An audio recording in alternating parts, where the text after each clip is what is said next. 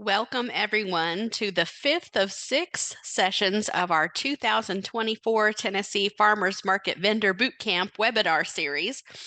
Thank you for joining us today as we learn about the Tennessee Department of Health Food Unit Bill, food sampling, and anything else Department of Health related that may be helpful for farmers market vendors. We thank Lori LeMaster from the Tennessee Department of Health for her time preparing and for being here with us today. I know I'm going to learn a lot from this session, and I hope you do as well. Just a couple of housekeeping notes, like in the other sessions, we except for the speaker, if she would like to, we're going to leave our videos off and microphones on mute to limit distractions and help with bandwidth, especially to maybe some areas with not the fastest internet. Feel free to use the chat box to share questions or thoughts with everyone, or you can send those specifically to me or Lori, or you can use the Q&A box to send questions or requests to me and to Lori. Just a reminder to complete the session evaluation at the end. I'll provide the link later in the chat box, and then I'll also send that out as well in a follow-up email. We really do value your feedback and use that in our reporting and future program planning. And then we also use that to collect attendance data for those of you who are wanting the Tennessee Ag Enhancement Program educational credit for attending 5 of the 6 sessions, I guess I should say. So Lori started with the Department of Health in 1993 as an environmental specialist, and she has worked as a field inspector, food program trainer, and food program manager. She has been the director of the Tennessee Department of Health Environmental Health Program since 2018. So she has a wide range of experience to which to apply to every day and to help Tennesseans. And Lori, we really appreciate your time being with us today. Thank you. Glad to be here. I will just turn it over to you now, and I'll try to monitor the chat box for any questions or anything else going on. Hopefully this information will be helpful. And before we get started, I noticed we have about 30 people online, it appears. Can everybody just add to the chat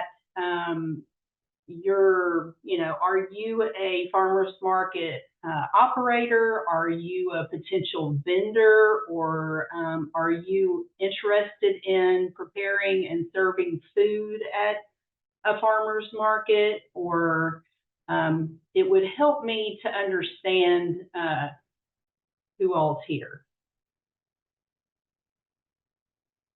Okay, so we have a couple of vendors. Those of you who are vendors, can you tell me what type of vendor, what type of business, what you sell or want to sell? Great. Okay, so it's a wide variety, it looks like, from vegetables and meat to cornmeal. I may have met some of you at a previous meeting where we discussed farmers market food unit. Okay, great. Thank you so much. That's very helpful. Okay, so our group, of course, the Department of Health, but our program is called Environmental Health, and we are tasked with permitting and regulating a variety of businesses statewide. The biggest one is food service establishments, and that's about half of what we do. Of course, it's restaurant inspectors. I think that's what people think of when they think of us. But we also have many other responsibilities like hotels, tattoo establishments, public swimming pools, all sorts of things like that. So, but regarding food service and food safety, that is probably our biggest program, and we have regulatory authority in those programs, those permitting and regulating those businesses through laws that are enacted through the legislature and then rulemaking. Okay, so today we're going to talk about generally what is a food service establishment as defined in law. What are the different types of food service establishments and types of permits, really. The reason I think most people are here today is for information about the new type of food service establishment, which is the farmers market food unit permit, and what the legislation that passed last year and was enacted on January 1st of this year, what that means, what it included, and how that's going to look if you're interested in operating as a farmers market food unit. Okay, so we'll talk in detail about that today. And we'll also talk about some situations where no permit is required. And some examples of that would be sales of whole uncut fruits and vegetables. That just doesn't meet the definition of food service. It's, what's always happened at farmers markets, and that hasn't changed. We'll touch a little bit on Food Freedom Act, and if food is produced under the Food Freedom Act in compliance with that criteria, and then offered for sale at farmers market without further preparation and service, then no permit is required. And not only is it not required, it's exempt. So that's important. But I think we get a lot of confusion about that and what can be done and what can't. So I'm sure you all may have questions, and we'll do our best to answer those after the presentation. And then also sampling, which this legislation clearly exempted from permitting, and that was not the case before. So that's one of the benefits of the legislation. So these are the main things we're going to talk about today, and hopefully be able to answer everyone's questions. Okay, so let's get started. I don't expect you to read this. I just put this in here because I like to let everybody know what we're dealing with. This is what the law, TCA 6814-703-9, this is the definition of food service establishment. So it's really something. The first A and B really says what a food service establishment is, and the rest of the definition is what a food service establishment is not. The different examples that are exempt from the definition. So what I like to do is just show that in its entirety, and then tell you what it really means in real language. Okay, so a food establishment is any establishment, place, or location, whether permanent, temporary, seasonal, or itinerant, where food is prepared and the public is served food, including any food or beverage. Okay, so what that means is if you take food, take it out of its original package or container, do something to it, and serve it, and the intent is for consumption, right there, that's food service. Okay, and the definition includes any such places regardless of whether there's a charge for the food or beverage. Okay, so this is my real language attempt here. So any place or location where the food is taken out of the container, prepared and served, whether there's a charge or not. Okay, so this is the definition going back for many years, many decades of a food service establishment. So prior to this legislation, food prepared and served at farmers markets fell under the definition of food establishment, and the requirements of this statute and the rules all applied to vendors preparing and serving food at farmers markets. And so my understanding about how this legislation came about was that there, some vendors at farmers markets were struggling to meet the requirements of the rules, which basically meant they either had to have permanent equipment or a mobile food unit to be able to meet the requirements. And so those folks went to their legislator and worked together to come up with this legislation. So I just say that to I want everybody to understand. I think the intent was to provide flexibility for folks who wanted to use improvised equipment, like and not have to have the expense of, say, a food truck or a mobile unit to be able to prepare and serve food at farmers markets. It was brought by some vendors who worked with their legislator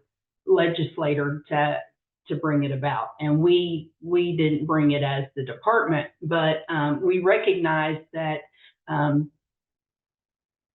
the flexibility to be able to operate and serve food, that would be a benefit. So I think we were, happy to work with the legislator as we always do to when bills are brought to make sure public health is preserved and folks can, have their business ideas and move forward with those. So, all right. And I just do want to mention that in the definition of food service, their C through H really are different things that have been exempted from the definition. And we'll just go through those real quickly. C is private homes where food is prepared and not offered for sale. So obviously, if you're having a dinner party, you don't want any confusion that the health department might show up. Obviously, we wouldn't do that. Retail food store operations like grocery stores and convenience stores or vending machines. None of those meet the definition of food service. Churches, temples, synagogues, or other religious institutions, civic, fraternal, or veterans organizations where food is prepared, served, transported by volunteer personnel on non-consecutive days. My understanding, this has been in the definition for forever, and my understanding is to exempt like Wednesday night suppers, that sort of thing at churches. But I think D may apply if you have some of these types of groups that operate some sort of food establishment at a farmer's market. This exemption potentially might apply to them.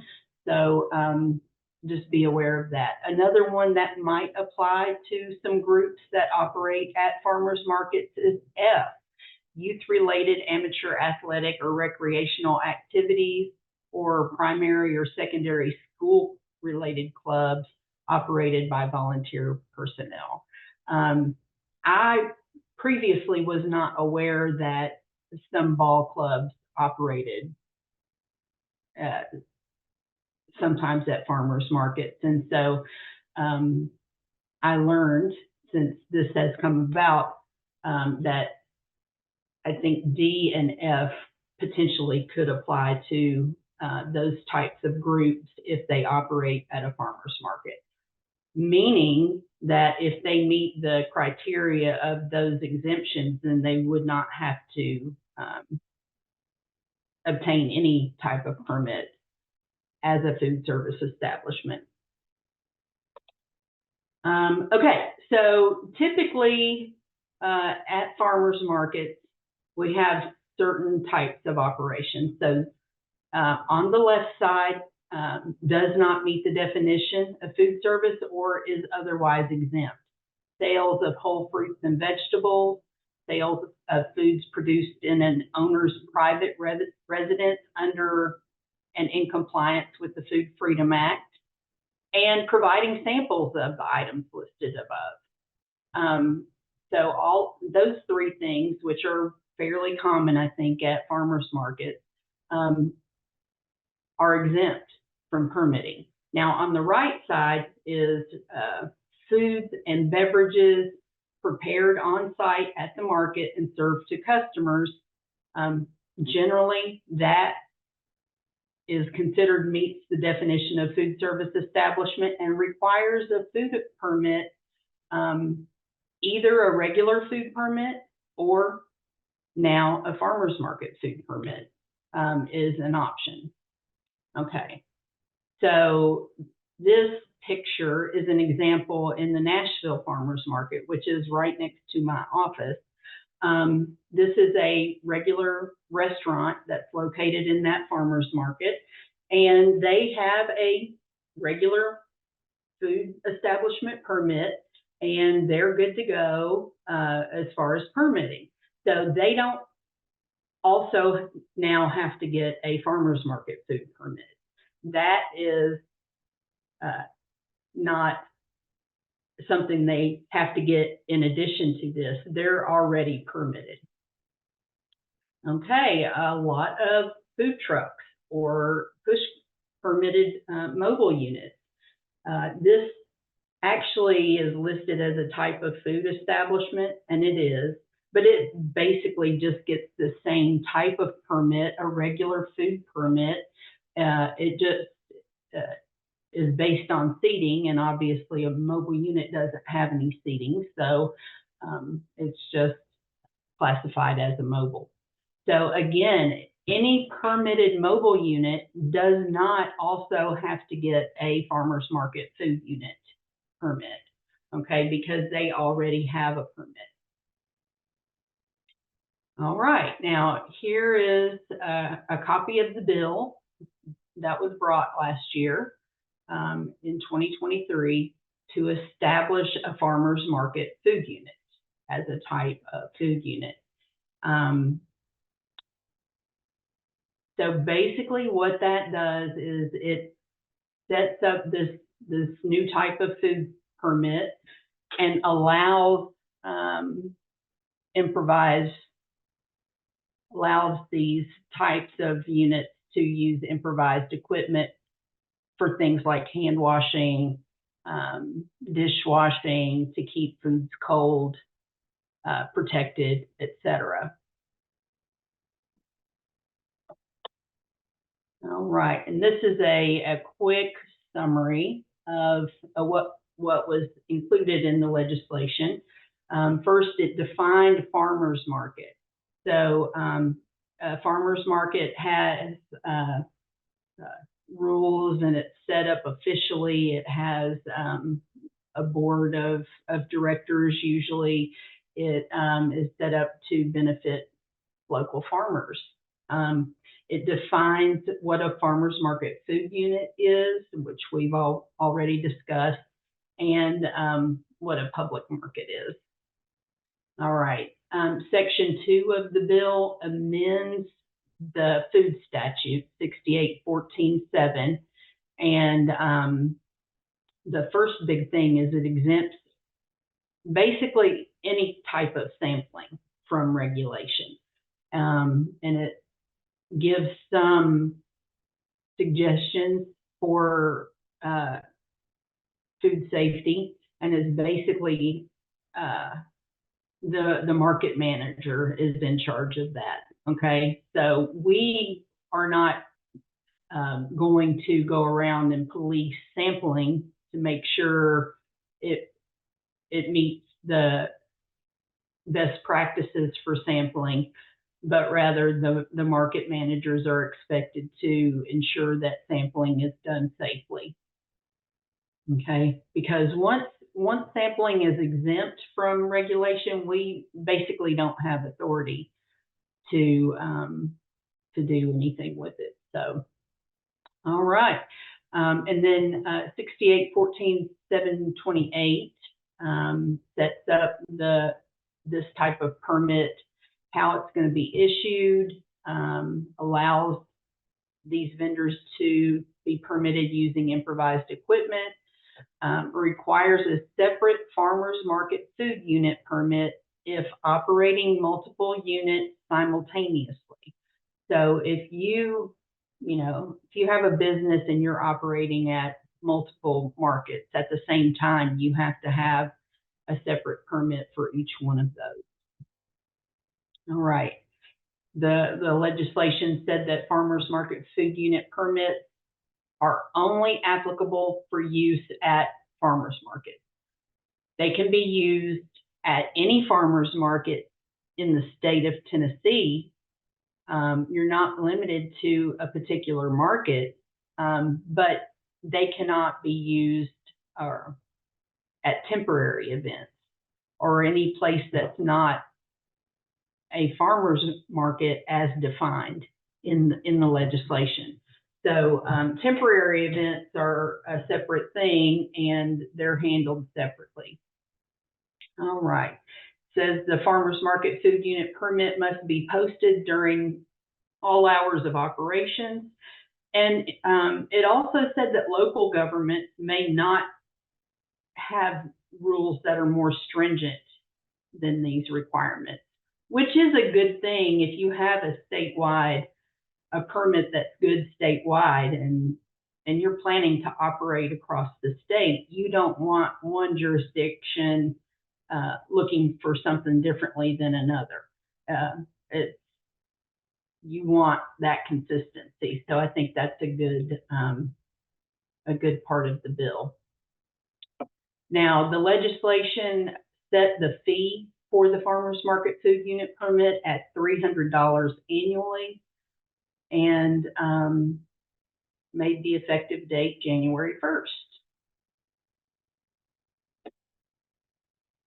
Right. So next we're going to talk a little bit about the process for applying for a farmers market food unit permit, and we're going to go through that now. So what we did is we just set up a REDCap survey, and this is the link. It's on our webpage, and we will share this presentation. So, this is a link, an active link, and we'll just take a look at this. So you'll need to say, what is today's date? And you can just select today. We want basic information like the name, the owner, the primary contact. Do you plan to prepare food on site at the farmer's market? The reason we asked this is because we were getting a lot of people who wanted to make food in their home or somewhere else and bring it in basically already ready to go. And that is an issue of concern that we need to know about. This permit really is only for foods that are prepared on site at the market. There are some licensed commissaries that you can work out of in advance, but unlicensed home kitchens are not allowable as source for food units, for permitted food establishments. And we'll talk about that a little bit more here in just a sec. But we want to know about your equipment. Here we're saying, are you using permanent or improvised equipment? And so permanent equipment such as a mobile food unit or a restaurant, we want to know this because I think a lot of people are confused by this and they think they need to have this in addition to a permit. And we're trying to tease out the folks who actually don't need to apply for this. So if you select that, then we'll know to talk to you more about what's happening and make sure you actually need this permit. Will all foods and beverage served at the farmer's market be fully prepared on site at the market? And then, of course, your information. We want to know the menu items. And we're trying to kind of walk through the basic requirements in this application. This is a list of the generally accepted minimum improvised equipment that most any food establishment preparing food would need. You need to have a way to wash your hands. You need to have a way to, based on what you're going to prepare and serve, protect the foods during preparation, hold the foods at required temperatures, keep flies or other bugs off the foods, that sort of thing. Ware washing. You need to be able to wash, rinse, and sanitize any utensils or dishes that you use that aren't single use and disposable. So this is really the basic food safety improvised equipment that most establishments or most farmers market food units would need here. All right, where are you going to get your water? So, if you're getting it from your home, are you on a well, then you'll need to show us that well water is negative for bacterial contamination. If it's public water, then that'll be fine, etc. Also, if you're making ice from home, then same thing. We need to know that water is safe and from an approved source. If you're going to have wastewater, which you will because you'll be washing your hands and catching the dirty water in a bucket, then how are you going to dispose of that? You can't just throw it on the ground. It needs to go into a sewer somewhere. So you'll need to be able to show us or explain your plans for that. So food workers are not allowed to work in a food establishment if they're ill with vomiting and diarrhea, if they're jaundiced, if they're diagnosed with certain infections. So basically we're saying this is a basic employee illness plan. Do you agree that if you have these symptoms or diagnoses, you understand you can't work with the food during that time? Okay, so and then here's a link to the food rules. You acknowledge that you've received the link to the rules and that you'll operate in compliance, and then submit. And then once you complete the application and submit it to us, then it will automatically go to the county where you reside. That was the best way we could think of to set this up. And then that environmental health specialist in that county will receive notification that you've submitted the application. They'll review it, reach out to you, ask you any questions that they have if needed, and set up a time for you to come to the health department and be permitted.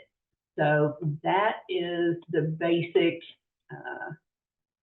application process.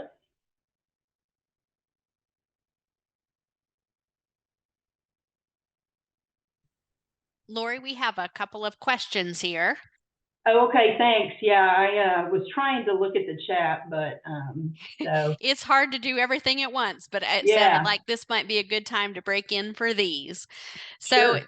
Mary asks, if I make and sell donuts on different days in different counties, do I need a permit for each? No. So let me make sure I understand the scenario. Are you going to be making donuts at the farmer's market?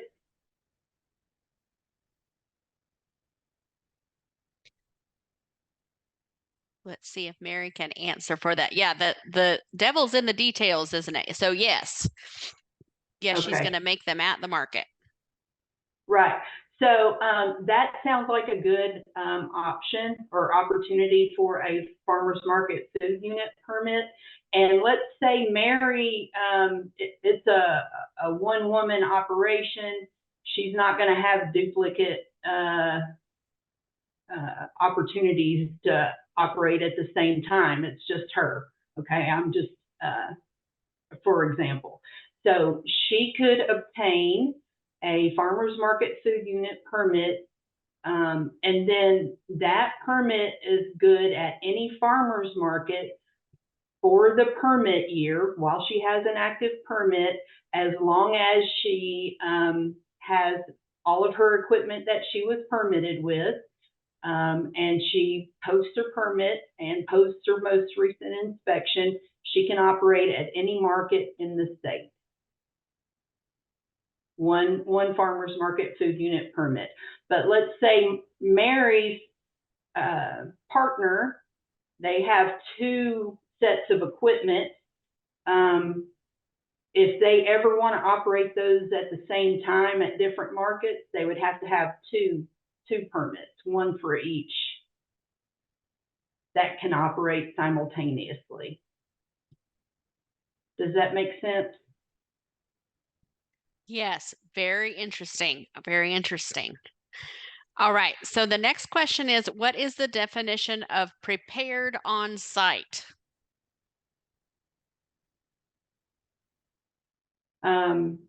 So I'm not sure I understand. Like,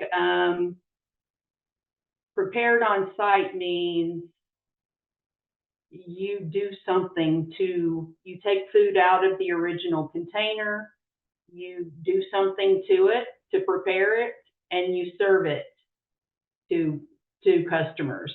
So in Mary's example, she takes her donut mix, her dry donut mix. She puts it in a bowl and adds milk or water or whatever, and then she fries it in a donut fryer, and she puts it on a plate and serves it. That's prepared on site. Now, some people want to do the cooking at home, and like actually donuts might be an example of a Food Freedom Act item.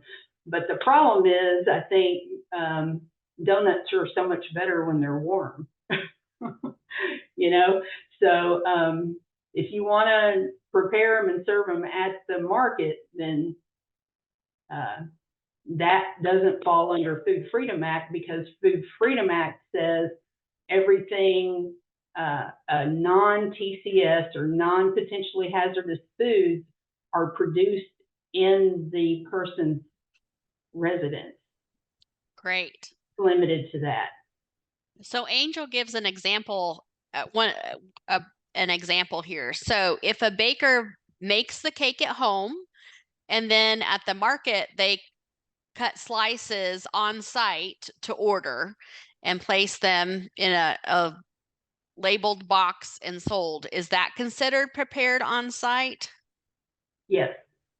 So cutting the cake and serving it, or, you know, cutting it is preparation on site. And we've been getting a lot of questions like this. I think there's a lot of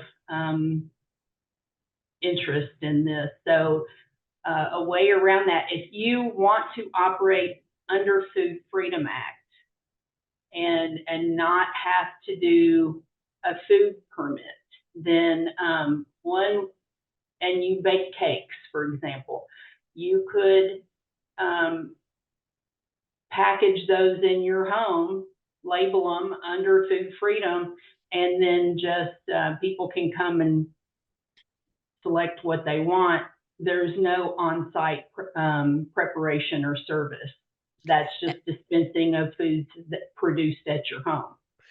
And that's great as long as it doesn't have to be refrigerated, right? So you can't have anything that keeps it cold or keeps it hot. And we'll learn more about the. Yeah, cannot be anything that requires refrigeration. That part of Food Freedom Act is that it has to only be non-TCS food, which means it does not require refrigeration for safety. And we'll learn more about the Food Freedom Act in detail on Monday's session too. So we've got another great example here. If I sell waffles that I previously made, so maybe she made those waffles at home under, and can I set up a toaster so people can heat themselves and eat? She assumed not, or would that be considered prepared on site? I think we would need to talk to you about the details of that plan. You know, if you prepare a non-TCS food under Food Freedom Act and provide a toaster, and the person, you don't, like, the person just selects the individually wrapped waffle and then they toast the waffle themselves. I don't think that you know, unless I'm misunderstanding the question, I don't think that would require a farmer's market food unit permit, because you're not preparing and serving. It's self-serve, basically. But I would encourage you to let us talk to you about those details, just to make sure we're not missing anything that might create issues, you know, down the road. Great. I think that's all the questions for the moment. Thank you, Lori. Okay. And I know, I mean, there's so many, I've learned so much about farmers markets through this past year, and that I did not know. So I'm sure there's plenty of things. I actually have one more. So this person has a vendor who wants to possibly sell cotton candy. So let's assume that he wanted to make the cotton candy at the market, you know, the whole show thing. And nothing is added to the sugar base, just heat is applied. Would he need to get a permit? Yes, that's food preparation on site. Or that could be done under Food Freedom Act, but yeah, your point is important. Like, so much of the draw for warm donuts or cotton candy is sort of the show of doing it on site, you know? So if that's what you want to do, then that is food preparation for sure. It's low risk, but you still need to be able to wash your hands. You still need to be able to show that you wash, rinse, and sanitize any utensils, all the things, that you're not sick with vomiting and diarrhea when you're doing it. It's all the same things you want to make sure any restaurant's doing when you go out to eat. They all still apply, whether it's a farmer's market food unit or a restaurant. Wonderful. Thank you. Yes, and we do appreciate when people are keeping our food safe, for sure. Okay, so feel free to stop me. I want to get through a few more slides, and I'm sure there'll be more questions. So again, like I said, the permit fee is $300 a year. I'm not sure how that amount, they landed on that amount. That's just what we were given in the legislation.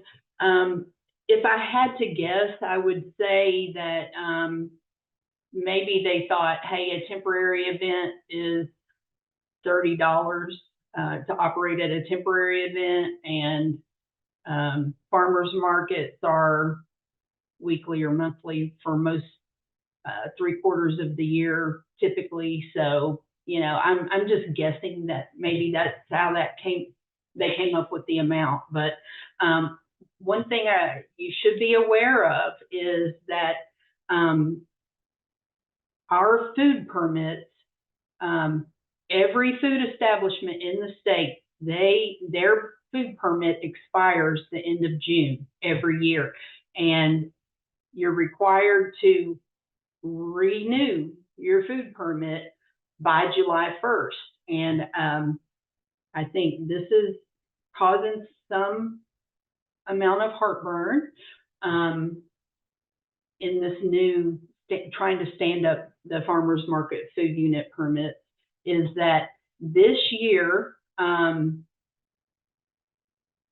if you get a farmers market food unit permit, let's say you want to start working in April or May, you would need to get a farmers market food unit permit in order to operate between now and the end of June. Now, the permit fee is prorated to half. Anything that is permitted in the food program after January 1st, it's in the law, is prorated to half. So let's say if I want to be permitted and I want to operate before June 30th under my farmers market food unit permit, I will need to pay $150 for the initial permit. But then also I need to be aware that July 1st, I'll have to renew that permit for $300, but that permit will be good through June of next year. So I think this is causing some heartburn, and I understand it. These are small businesses, and this is a lot of money. At first you're trying to make a living, and this is the permit fee. But once we get through July, you get your permit for 24 that expires the end of June of 2025, you'll be good to go through half of next year. I understand the timing on the permit renewal being in July is really very inconvenient for folks operating at farmers markets. We get that. And we'll do everything we can to try to make it as painless as possible, but it is what it is. That's just it's the entire any business that has a food permit in the state of Tennessee renews in the summer, and this got put in the same statute, and that's why it's this way. So I'm going to pause. Megan, are there any questions about this issue? I do not see any at the moment, Lori. Thank you. Okay. Well, we'll keep going. I'm sure we'll think of some. So, and even if it's after the meeting, I've got contact information on the slides, and we're more than happy to help in any way we can. Okay, let's talk about, again, the minimum acceptable generally. Okay, this is sort of like, if you have these things, you're probably gonna be fine to be permitted. That doesn't mean there are no, like if you have a different proposed way of accomplishing hand washing, that's not exactly this. We will evaluate. But in general, you want to have a temporary setup where you can wash your hands and catch the dirty water anywhere in the state. That'll last you for a few hours or however long the market is operational. So we just in general say, hey, if you have 5 gallons of warm water, hand soap, paper towels, and a bucket to catch the dirty water in, you're going to be okay. Food preparation, depending on what your operation is, you need to protect the food while it's in transit, protect and make sure the food's in temperature if needed, during preparation and service. If, right now there aren't very many bugs, but in July, there are a lot of flies potentially.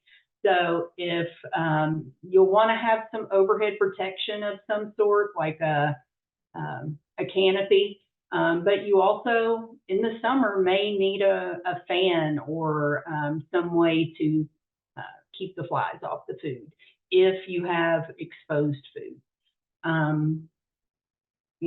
Make sure you have adequate coolers, ice as needed, and then ware washing. Okay, this slide, so the link at the top of the page will take you right to our rules. It's a very long set of rules. It's written, it's not easy to read. I'm just going to say that. It's very jargony and technical. So what we've done is put the basics here that everybody, I think, needs to know about.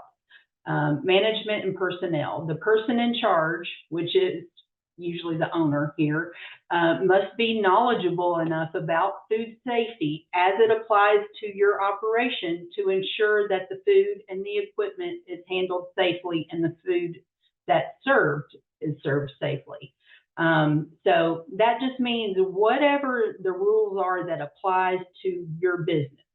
If you're doing just cotton candy, that's pretty limited. There's don't work when you're sick.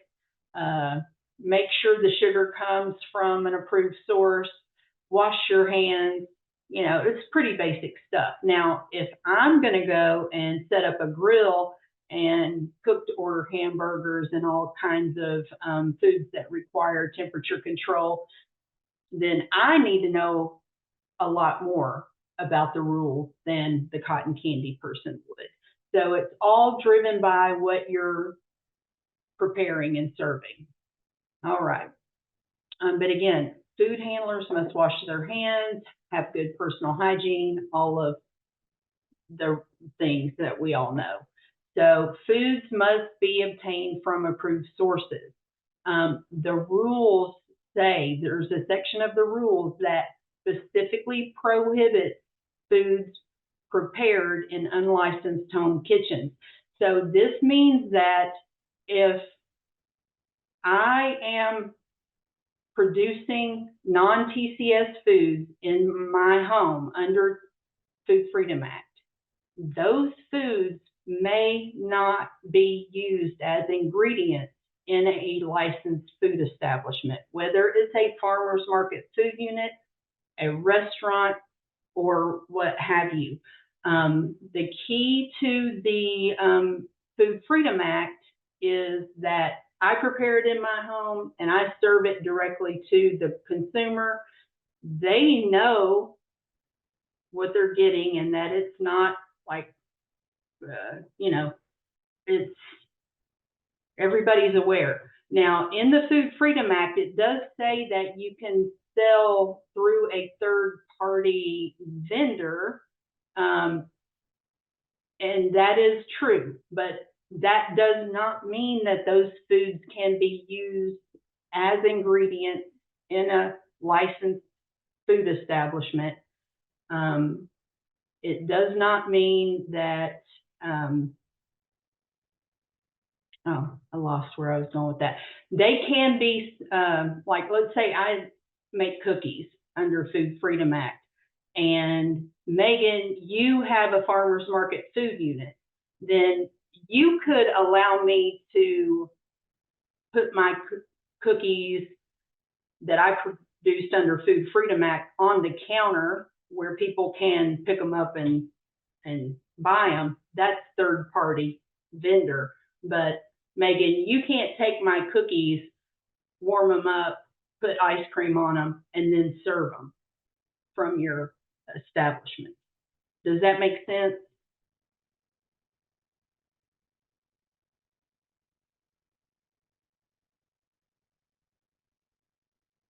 Okay, if any questions about that, just holler. One of the requirements is no bare hand contact with ready to eat food. So foods that won't contain or undergo a kill step, a cooking step where pathogens are controlled, may not be handled with bare hands. Now that doesn't mean you have to use gloves. It can be utensils, it can be deli paper, but we want to remove bare hand contact from ready to eat foods to prevent transmission of certain viruses. It's very important. So foods are protected. If you are cooking raw proteins or anything, you want to make sure that you're cooking to approved minimum cook temperatures because that is the kill step for pathogens. Okay, and we'll just keep going. I know we're coming to the end here.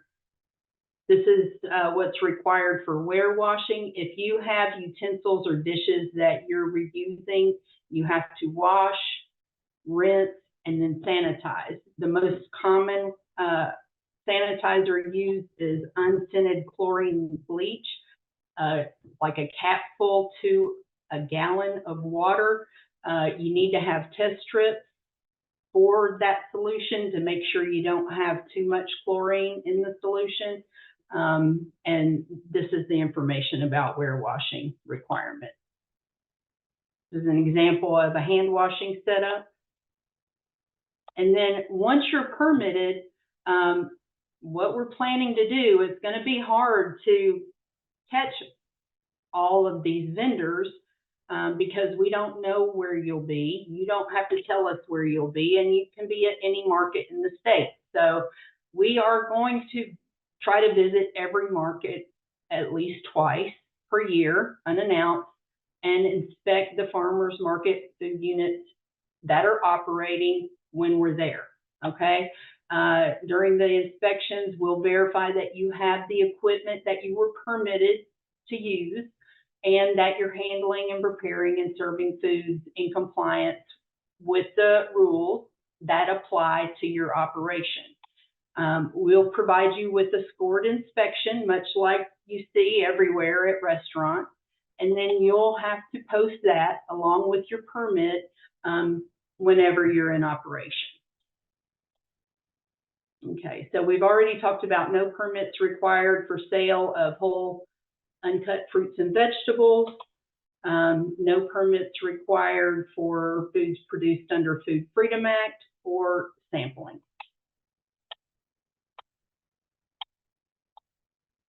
Okay, I have a little information about the Food Freedom Act, but you said you're going to talk about that more at another meeting, right, Megan? Yes, we'll go into detail on that Monday. Okay, so here's just a quick chart about the items that we've talked about today. I think hopefully it's made sense. And if not, please let us know. If you have any question about whether or not you need a permit, go to the permit application link. Tell us, describe what you're planning to do, and we will work with individuals to either say, no, you don't need this permit, or yes, you do, and we'll help you along the process. Great, Lori. Thank you so much. We might have a question or two as well. can a farmer's market have a setup and pay the permit fee to allow various local fundraisers that may only come one time that serve food like the Boy Scouts, the high school football team, the Lions Club, and or the farmer's market or itself, with the market overseeing the vendor, serving things like ice cream, hot dogs, hamburgers, cotton candy, and ice cones? Okay, so that's a good question, and I think there's various things in the question, but Boy Scout, schools, civic clubs, churches, and we're talking about things that are they're serving at a regularly scheduled farmers market operation. Some of those are exempt under the definition of food establishment. So if they are, say, a Little League club or boys youth-related sports or primary, secondary school run by volunteers, I think those we'll be glad to talk to you about specifics, but many of those are exempt and don't require anything. One thing I do want to mention that I have learned recently that I did not know before is, and I don't know how common this is, but my impression is pretty common that farmers markets might have a fundraising dinner where local farmers contribute ingredients and then a bougie dinner is thrown for a fundraiser. Is that a common thing in farmers markets?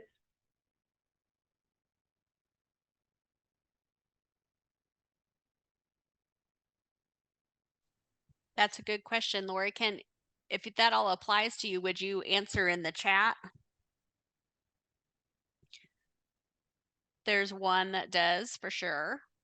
Okay, so, and I'm not trying to put you on the spot, but this is, we worked through this issue with a particular market, and because I was not previously aware of it, it took us a while to really understand each other. But this dinner that they throw, it's an annual thing. It's a fundraiser for the farmers market. It does not occur at the farmers market.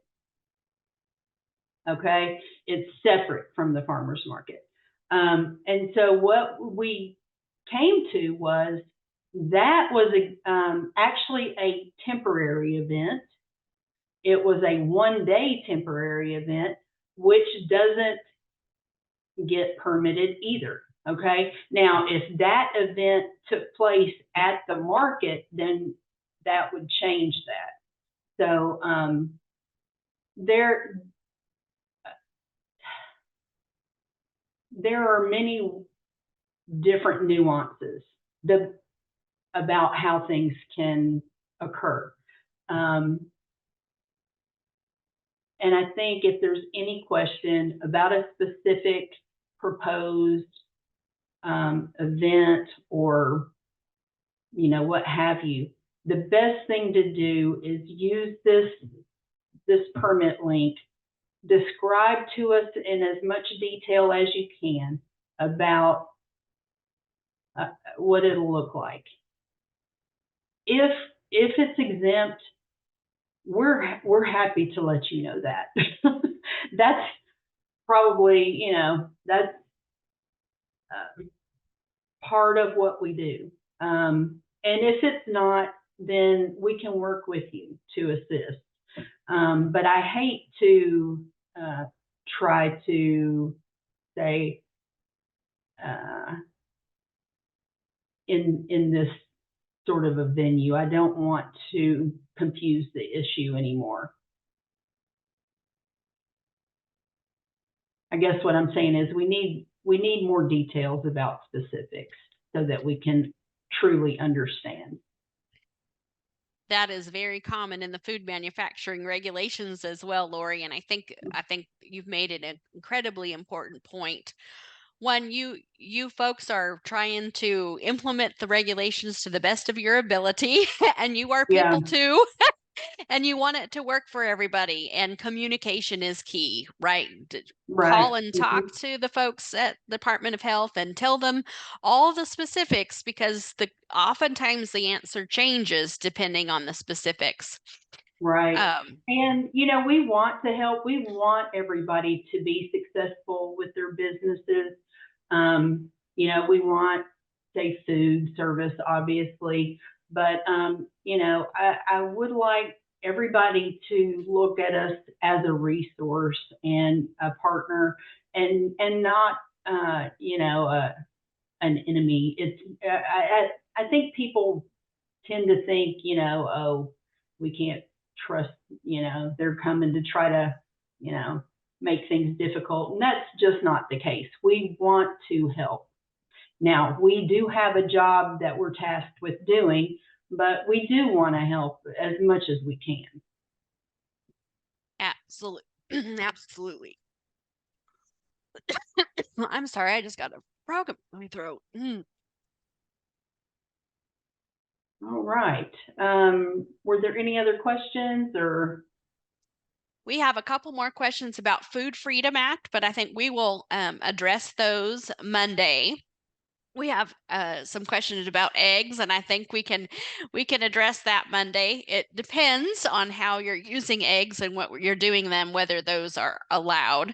I believe they're allowed in ingredients in products that are made that are then shelf stable, but I'm not sure about the freeze dried eggs part. So we'll ask Kyle about that, and I actually sent her that one ahead of time just a minute ago so she can be prepared for that. Lori, we greatly appreciate your time today. Hopefully that will answer some questions and then give folks a way to apply for that permit or ask you further questions as they get closer to market season or thinking about new things.